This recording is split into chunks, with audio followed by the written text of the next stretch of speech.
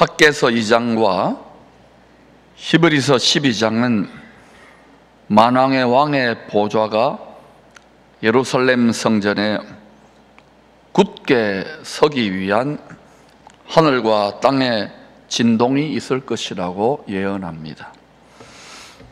예루살렘 성전에 말씀대로 그 전에 멸망에 가정한 것, 짐승의 보좌가 서게 될 것입니다. 이 짐승의 보좌를 흔들어 엎어버리고 오실 영광의 왕의 보좌를 굳게 세우기 위한 하늘과 땅, 영계와 물질계의 진동입니다. 히브리서 12장 27절 같이 읽겠습니다. 시작.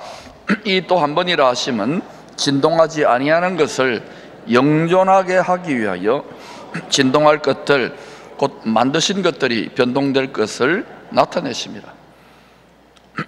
지금은 아닙니다만 조금씩 이제 진동이 강해지지만 정한 때가 되면,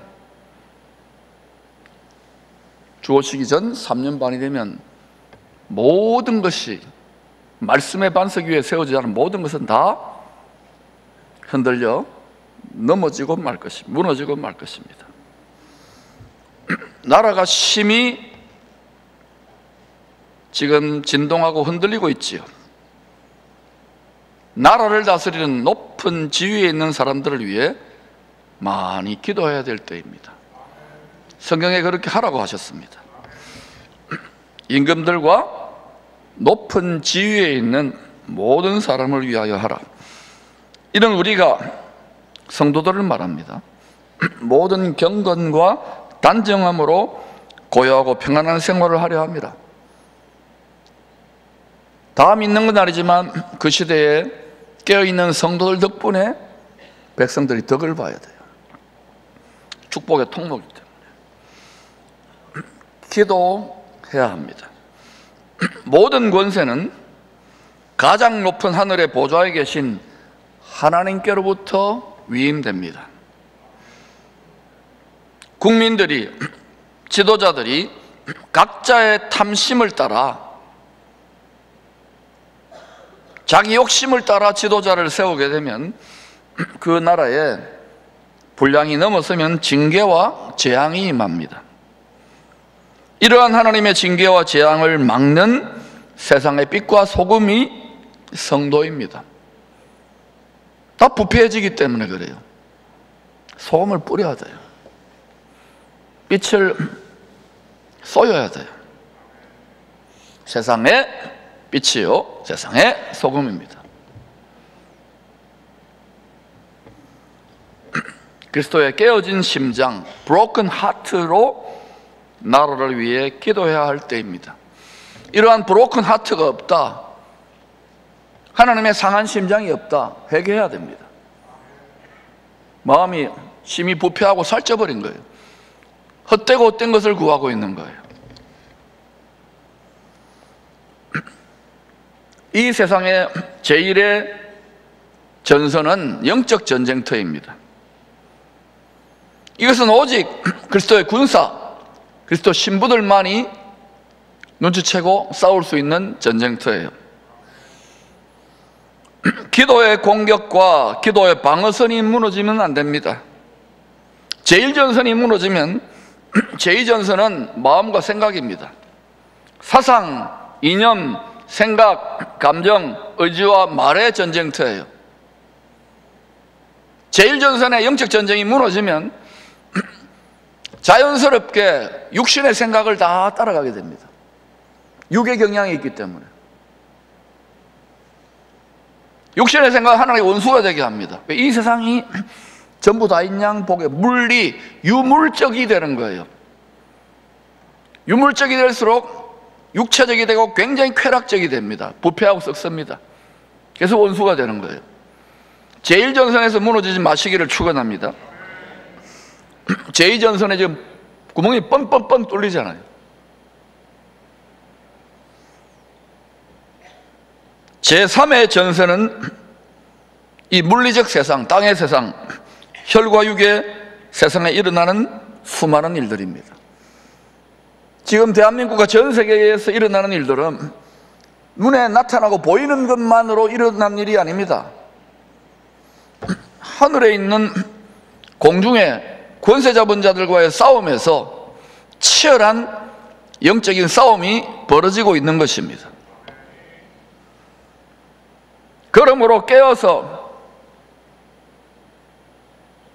제1전선인 영적 전쟁터로 나아가 성령 안에서 기도함으로 공중의 권세 잡은 악한 영들, 사람들은 마음과 생각은 다 장악되어 있고 성도들의 마음과 생각까지도 육신의 생각과 육신의 정욕을 부추겨서 이간질하고 엉뚱한 데로 끌고 가는데, 진리로 무장하여 이 공중 권세 잡은 악한 영들이 있습니다. 미혹의 영들이 있습니다. 정한 때가 되면 온 천하를 미혹한다 그랬어요. 이 어둠의 요새, 어둠의 견고한 진지를 기도와 말씀으로 파쇄, 돌파해야 할 때입니다. 만약에 여러분이 기도하지 않는데도 이 나라가, 교회들이, 성도들이 그대로 유지된다면 누군가에게 빚지고 있다는 것을 아셔야 됩니다. 마태복음 20장은 주님이 자기 몸을 희생제물로 드리고자 예루살렘으로 갈 때의 이야기입니다. 포도원의 품꾼 비유를 통하여 나중된 자로서 먼저 되고 먼저 된 자로서 나중될 자가 있을 것을 알려줍니다. 먼저 된 자는 율법의 말씀을 맡은 장자, 제사장 민족 유대인입니다. 그러나 유대인들은 율법의 정죄에 대해 죽어 부활 복음의 말씀이 되실 주님을 배척함으로 나중되고 말았습니다. 나중된 자는 열방 모든 민족들 중 예수 복음을 믿는 이방인 성도들입니다. 바로 우리들이란 거예요. 이방인 중 마음의 포도원 품꾼으로 고용되어 열심히 일해서 좋은 열매, 주님을 닮은 성품의 열매를 맺는 성도들은 먼저 될 것입니다. 포도원 품꾼 비유로 천국의 비밀을 말씀하신 후에 세 번째로 예루살렘에서 속죄의 희생양으로 죽어 부활할 것을 예언하십니다. 이방인들에게 넘겨주어, 누가 이방인들에게 넘겨줬어요? 유대인이신 예수님을 유대인들이 넘겨주었어요. 먼저 된 자들이 넘겨준 거예요. 그를 조롱하며 육신의 생각으로 조롱한 거예요. 채찍질하며 백성들은 다 선동당한 거예요. 십자가에 못 박게 할 것이나 제3일에 살아나리라. 죄와 사망 권세를 움켜쥐고 있는 이 세상의 임금, 이 세상의 신 뱀의 머리를 밟아버린 거예요.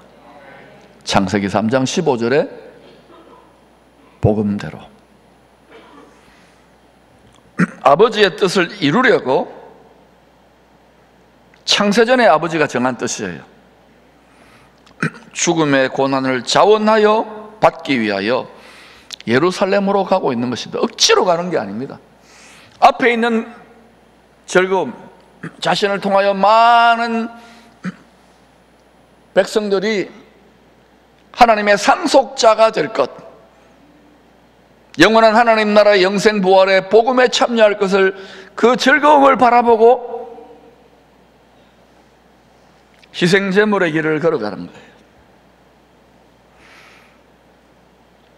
율법이 육체가 된 주님이 죄인들을 정죄하는 율법에 대하여 육체를 갖고 있는 모든 사람들은요, 죄가 들어오고 난 다음 전부 다 죄인입니다. 영광, 영생에 참여할 수 없다고요. 사형선고 당했다니까요, 하나님 말씀의 법에 의해서. 여러분이 죽지 않고 영생한다면 그분은 의인이에요. 태생적 의인입니다. 죄인이라니까요. 할 말이 없어요. 죄인들 은혜를 받은 거 아닙니까? 죽을 수밖에 없는데 영원히 은혜 받았으면 얼굴이 피어나야죠. 큰 기쁨의 좋은 소식을 받았는데 누리지를 못해. 왜? 육신의 생각에 여전히 흉악하고 잔인하게 육신 속에 생각이 결박되어 있는 거예요. 자신은 모르지. 하나님의 원수가 되죠. 그러면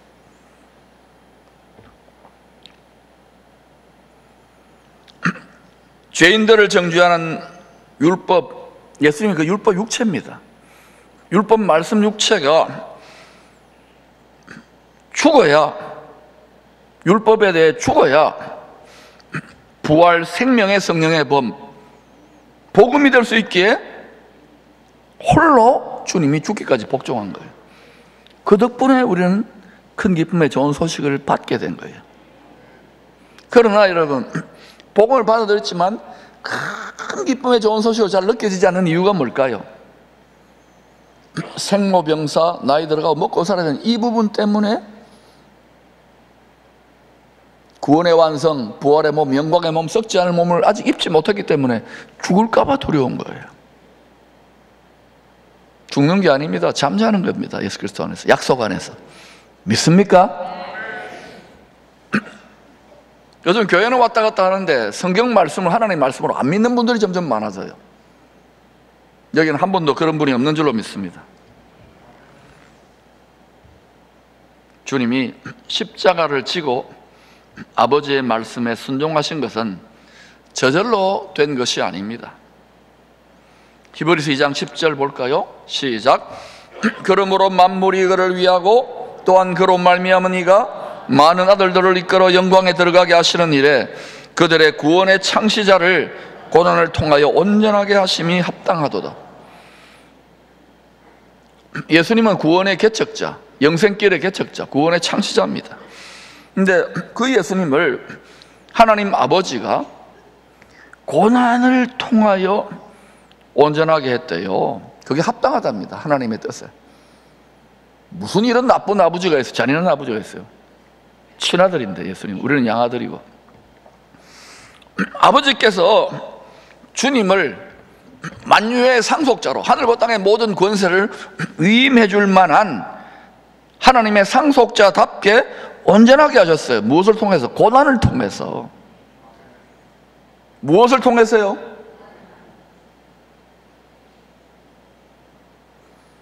우리가 제일 신앙생활 싫어하는 거, 인생살을 싫어하는 고난은 고난.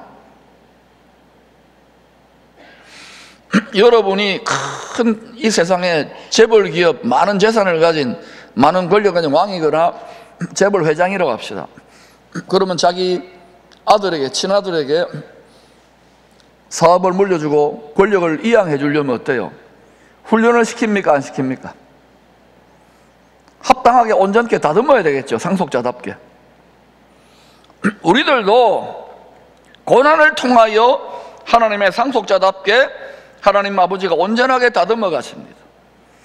그러니까 여러분이 낙심하고 주저앉아 있는 분들 말고 계속해서 하나님 말씀에 순종하려고 하는 분들은 다 깨어지고 고난을 당하는 거예요. 그걸 시험이라 그러잖아요. 야고보 사도가 여러 가지 시험을 당하도 온전히 기쁘게 여기라. 이는 너희로 상속자답게 구비하여 조금 더 부족하게 없게 하는 것일까 기뻐하라는 거예요. 시험 당하면 시커멓게 돼요. 말이 달라져요. 막 거칠어져요. 또 여러분 로마서 8장에서 뭐라고 했어요? 자녀이면, 우리 하나님의 자녀잖아요. 큰 권세를 받았잖아요. 예수 믿고 하나님의 상속자, 곧 예수 그리스도와 함께한 상속자니 장차 그리스도와 함께 영원한 영광을 받기 위하여 잠시의 고난도 함께 받는다고 하지 않습니까? 고난을 통하여 다듬어지는 거예요. 그냥 뭐 지식으로 설교 몇 자 듣고 되는 게 아닙니다. 인생이 삶 전체가 고생인데, 고난인데, 죽을 때까지 여러분 나이 들면 병과 씨름해야 되고, 젊어서는 또 어때요? 입시, 전쟁, 시집장가 가면 다 해결됩니까? 잠시 위로죠.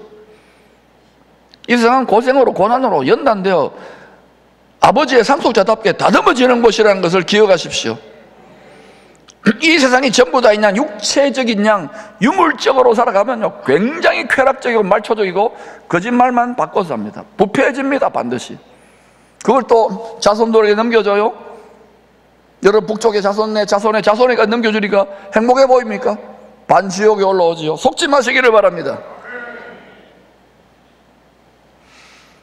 특별히 여러분 중에 혹독한 연단을 받고 있는 분이 있어요. 그 고난의 의미를 재해석하시기를 바랍니다. 그 시험의 의미를. 그리고 저는 지난 수년 동안 고집스럽게 온전히 기쁘게 여기라고 계속 강조. 왜? 이 근육이 한꺼번에 형성되지 않거든요.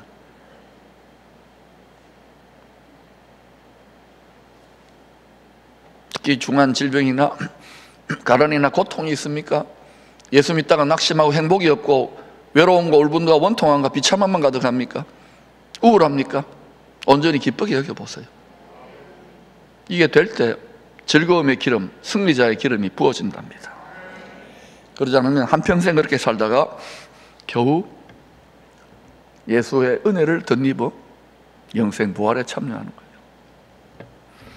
본문은 하나님의 뜻을 이루기 위한 순종의 여정에서 겪어야만 하는 고난의 신비에 대한 가르침입니다. 이 고난의 신비를 제자들에게 가르치시려는 타이밍이 절묘해요.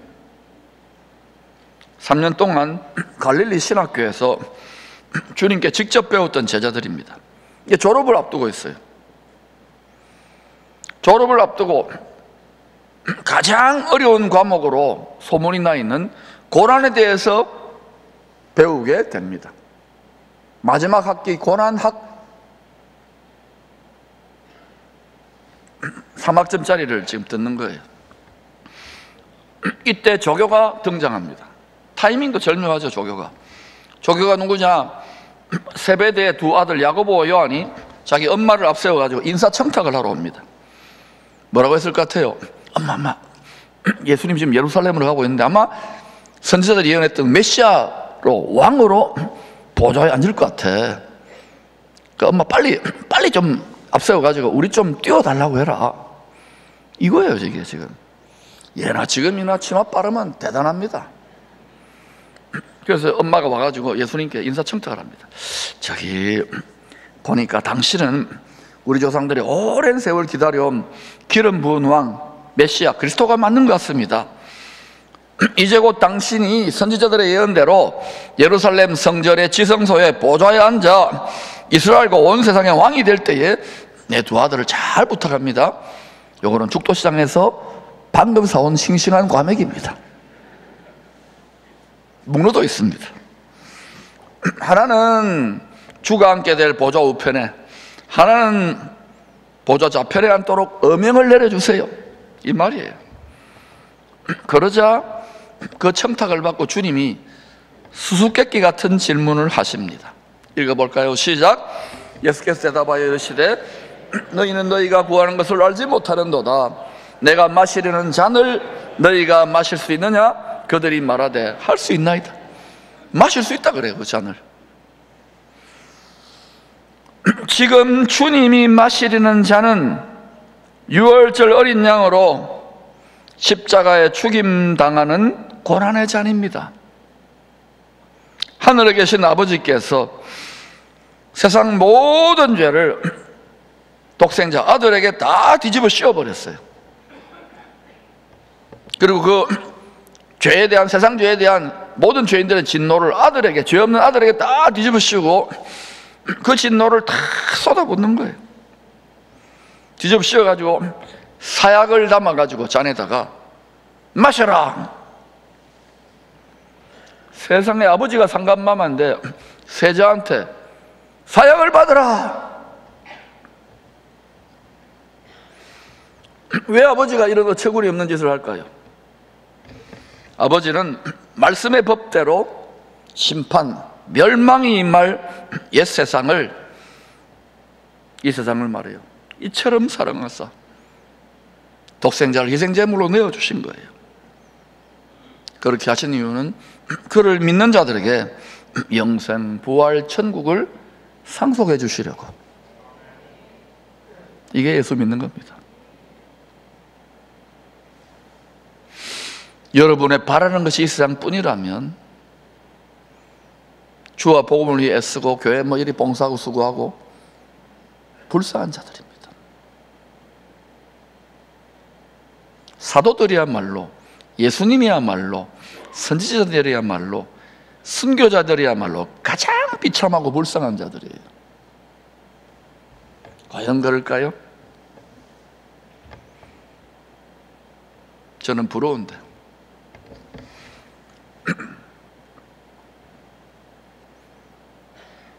상간마마에게 나라의 죄 대신에 네가 사역받고 마시고 죽으라는 거예요. 예수님에게.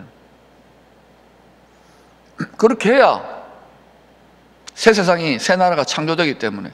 그 사역받은 아들은 죽습니까? 아닌 것 같은데. 부활했는데.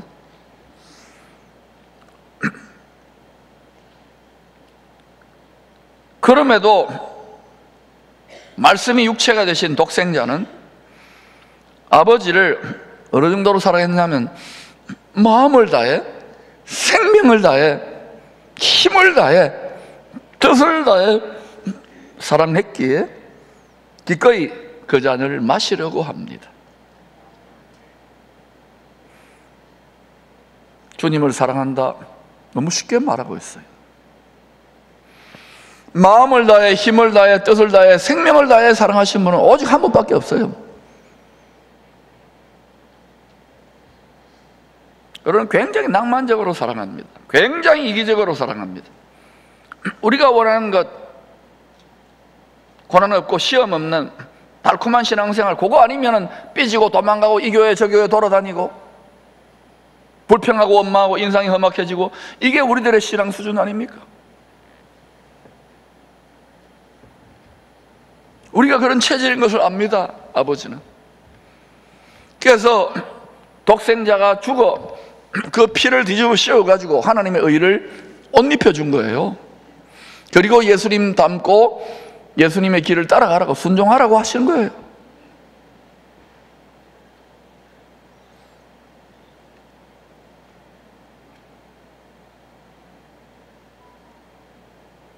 그래서 주님이 두 제자, 두 신부에게 내가 마실 잔을 너희가 마실 수 있겠느냐고 물어보신 겁니다. 두 제자는 이 잔의 의미도 모른 채로 주님이 건네준 그 잔, 우리도 마실 수 있다고 자신 있게 대답해요. 그 대답대로 야고보는 사도들 중에 가장 먼저 순교하는 영광에 동참합니다.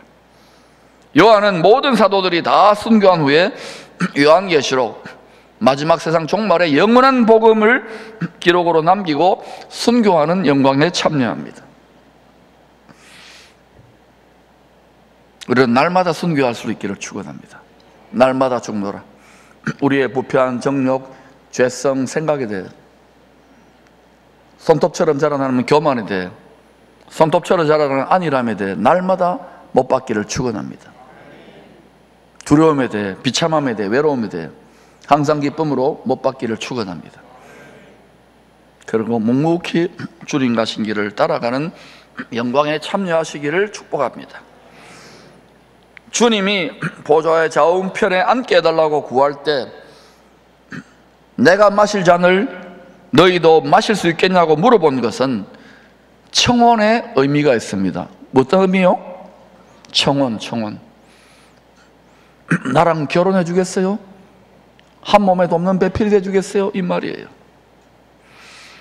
유대인의 결혼 풍습에는 신랑이 청혼의 의미로 마음에 드는 신부에게 건넨 잔에 포도주를 가득 부어줍니다. 포도주를 부어주는 그 자체가, 잔을 내미는 자체가 나와 한 몸 된 돕는 배필로 결혼해 주겠소? 이 말이에요. 어린 양의 혼인잔치에 참여해 주겠소? 이 말이에요. 청혼의 의미로 주님은 두 제자에게 고난의 포도주를 가득 부은 잔을 건넨 것입니다. 유대인의 결혼식 영상을 보시면 잘 이해가 될 것입니다.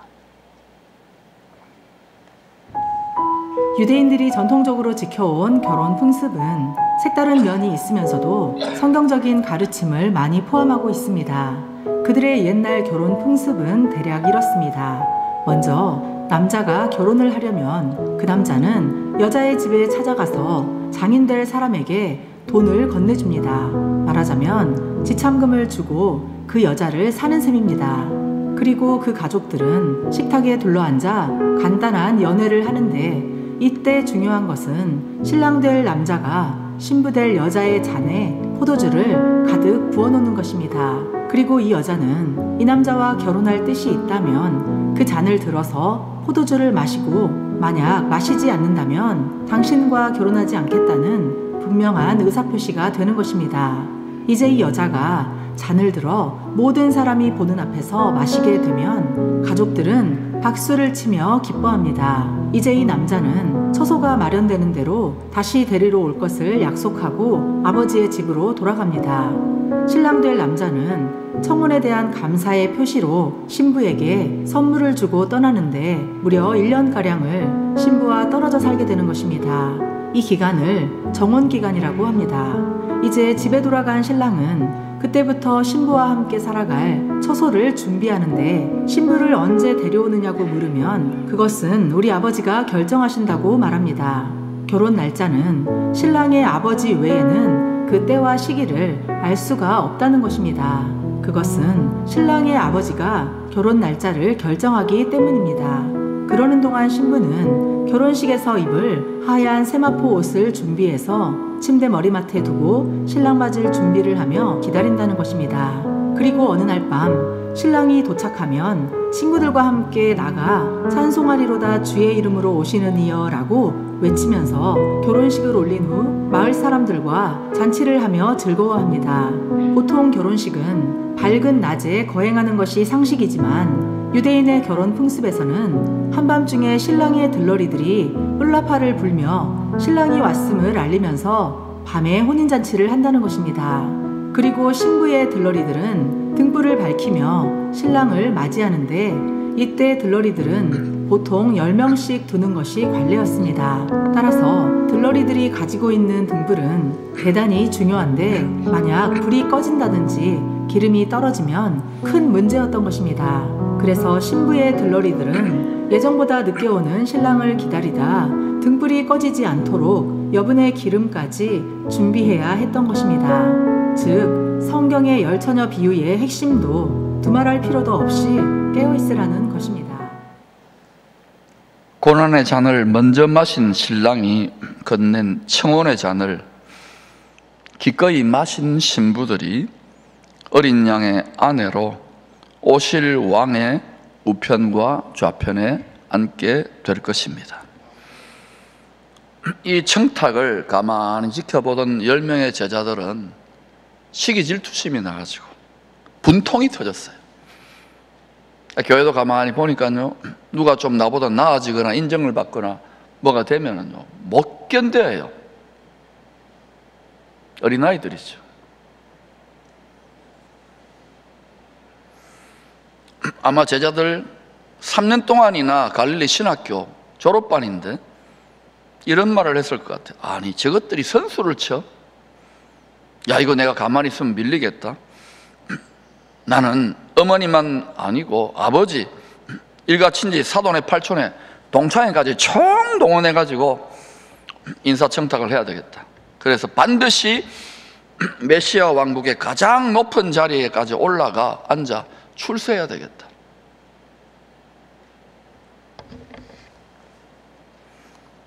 이런 스스로 높아지려고 하는 분들은 하나님 낮추십니다. 만왕의 왕이신 어린 양으로 오실 전능하신 주님의 손 아래서 겸손하면 주의 성품을 배우고 요셉처럼 인내의 때를 다윗처럼 기다리고 화목 제물에 화목의 직분자의 성품을 연단받으면 주님이 가만히 보고 있다가 하나님의 능하신 손 아래 겸손하면 때가 되면 높이셔요. 그 연단의 시험, 상속자답게 빚어가시는 그 고통을, 그 고난을, 그 시험을 이기지 못하면 그냥 헤매이거나 낙심하거나 한평생 그렇게 얽매여서 불평하다가 천국 가는 거예요.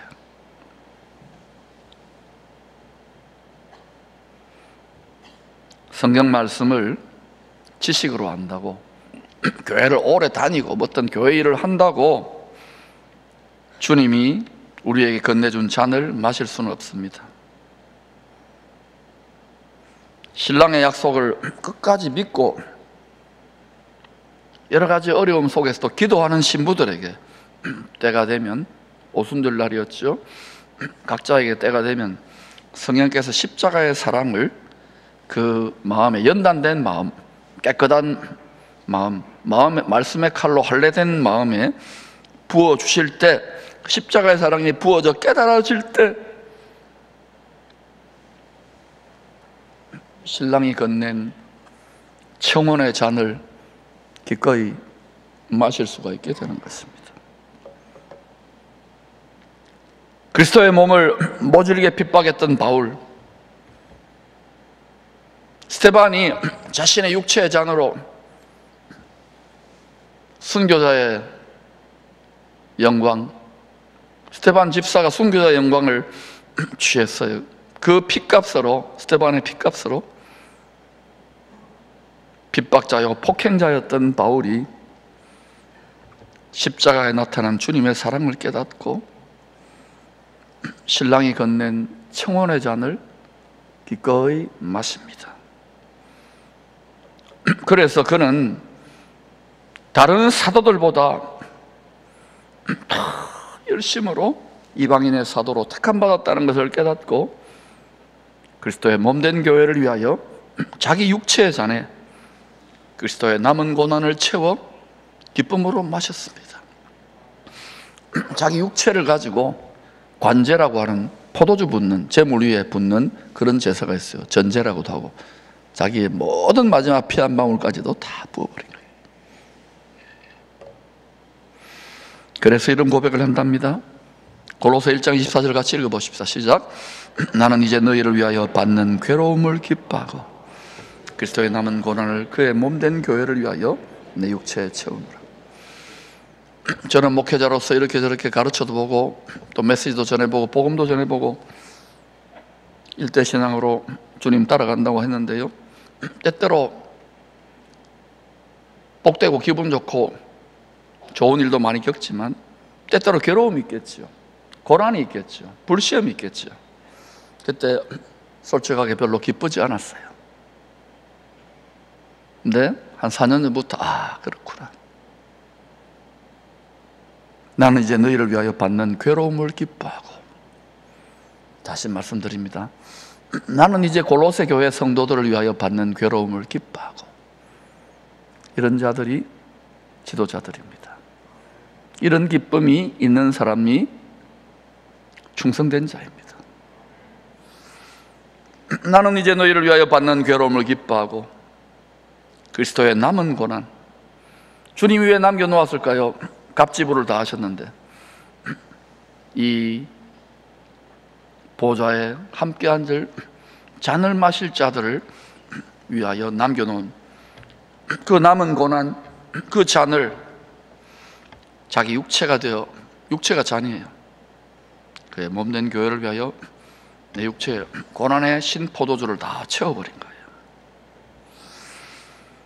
주님이 그리스도의 신부로, 그리스도의 군사로 초대를 받은 우리들에게 지금 묻고 계십니다. 내가 마시려는 잔을 너희가 마실 수 있겠느냐? 내가 마시려는 잔을 너희가 마실 수 있겠느냐? 땅의 영광의 자리에서는 구름대처럼 몰려들어요. 예수님 때도 그랬지요. 그러나 그 잔을 마시는 자리에는 다 회피합니다. 다 도망갑니다.